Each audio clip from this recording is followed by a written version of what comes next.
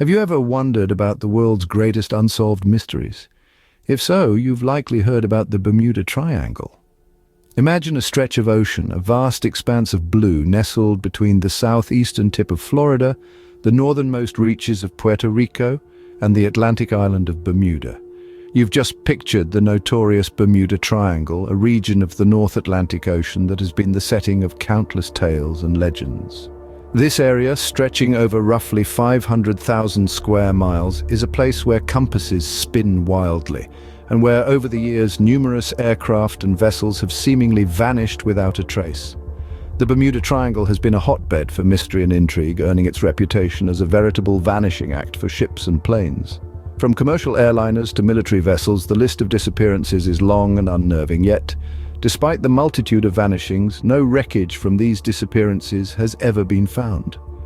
A myriad of theories have been proposed to explain these baffling disappearances. Some scientists suggest magnetic anomalies, pointing to deviations in Earth's magnetic field that could potentially disorient compasses and navigation systems.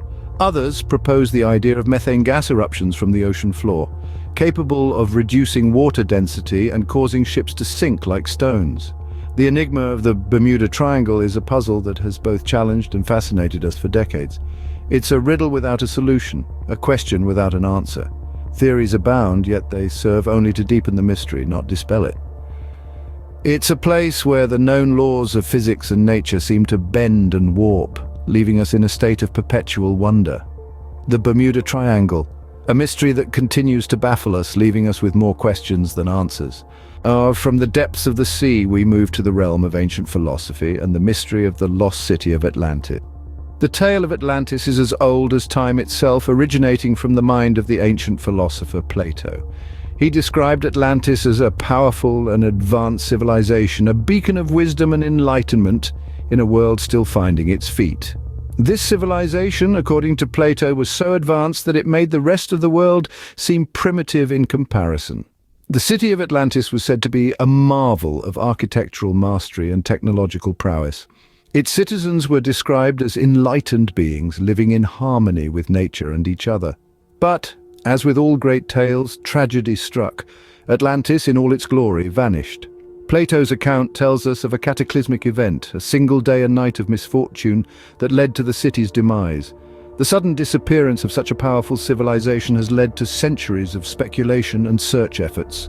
Scholars, adventurers, and armchair explorers alike have all sought to unravel the mystery of Atlantis. Its exact location remains unknown, and theories about its whereabouts are as varied as they are imaginative. From the depths of the Mediterranean Sea to the far reaches of the Caribbean, every possible location has been considered and explored. Despite the lack of concrete evidence, the search for Atlantis continues.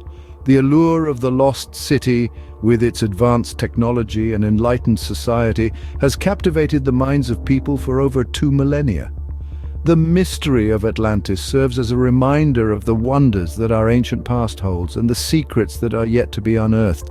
The lost city of Atlantis, a tale that continues to captivate us, remains lost in time. As we move forward, we carry with us the hope of one day discovering this lost city, and with it the wisdom and knowledge of an ancient civilization that once was. Until then, the lost city of Atlantis will continue to live on in our imaginations and our stories, a testament to the enduring allure of the unknown. From the depths of the sea and the annals of history, we now turn to the enigma of the written word, the Voynich manuscript. In the realm of unsolved mysteries, few artifacts have sparked as much intrigue and speculation as the Voynich manuscript. This medieval document, penned in an unknown script, has been the subject of intense scrutiny and countless theories, yet its true purpose and origin remain shrouded in mystery. The manuscript, named after the Polish book dealer Wilfrid Voynich, who acquired it in the early 20th century, presents an array of perplexing features. Its pages are adorned with strange, unidentified illustrations of plants, celestial bodies, and perhaps most baffling, what seems to be a myriad of tiny, naked women frolicking in an unknown liquid substance. The text itself is a conundrum. The characters are beautifully scripted, yet completely undecipherable. Despite the best efforts of linguists, historians, and cryptographers, no one has been able to crack the code of the Voynich script. Some propose it's a lost language, others argue it's an elaborate hoax, and yet a few suggest it could be the work of extraterrestrial intelligence. The manuscript's illustrations only add to the enigma. The plants depicted do not match any known species, and the astronomical charts do not align with any recognized constellations or celestial phenomena.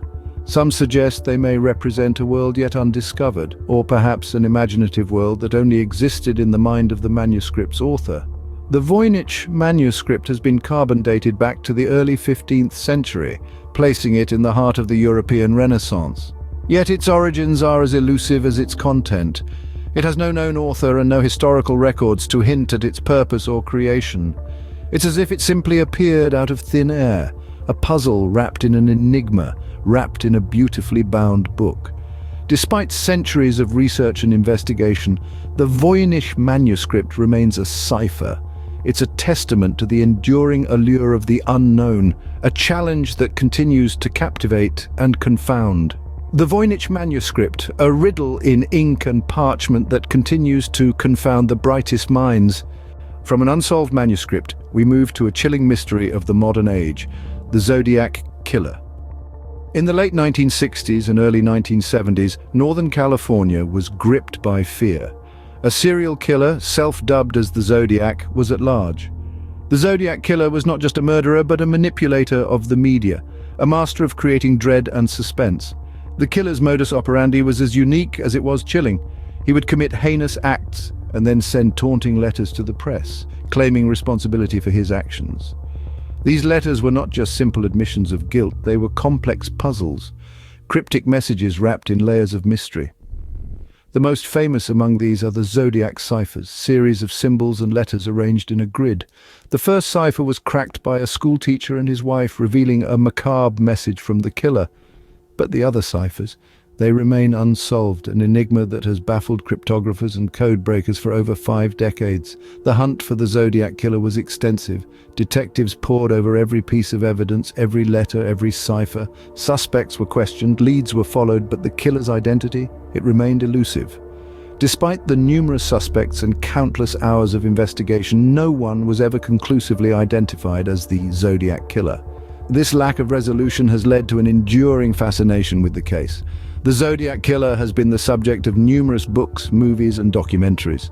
His ciphers continue to attract amateur sleuths and professional cryptographers alike, each hoping to be the one to finally crack the code. The Zodiac Killer, a name that stirs up images of unsolved ciphers and a faceless menace, has become an integral part of the crime law. His identity remains concealed, hiding behind a veil of mystery and speculation. And so we are left with an unsolved puzzle, a cipher in more ways than one. The Zodiac Killer, a shadow in the annals of crime that continues to haunt us.